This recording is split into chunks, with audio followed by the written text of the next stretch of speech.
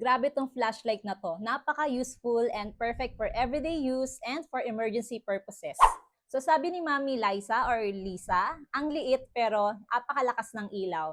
Yes, Mima, maliit lang siya. Ayan oh.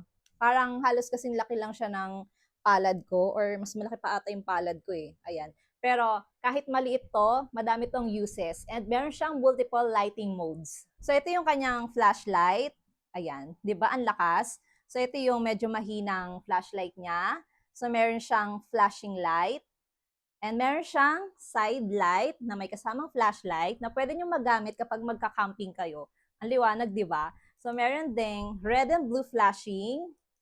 Merong, ayan, side light lang, walang flashlight.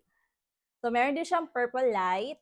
Merong red and blue flashing ulit. Waterproof and rechargeable na rin itong mga Mima. So meron siyang kasamang Type-C na charging cord. Meron din siyang magnet dito sa dulo na pwede nyo siyang idikit sa mga metal surfaces. And meron din siyang detachable clip na pwede nyong i-clip sa damit nyo, sa pocket nyo, or sa sombrero nyo. And isa pa sa nagustuhan ko dito sa flashlight na to, pwede mo siyang ma-zoom in and ma-zoom out.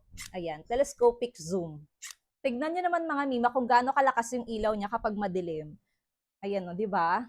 Ang kinagandahan din dito sa flashlight na to is glow in the dark na siya, kaya hindi kayo mahihirapan na hanapin kapag nag-brown out. Very useful and napaka-affordable lang nitong multifunctional zoom flashlight na to. More or less, nasa 200 pesos lang siya.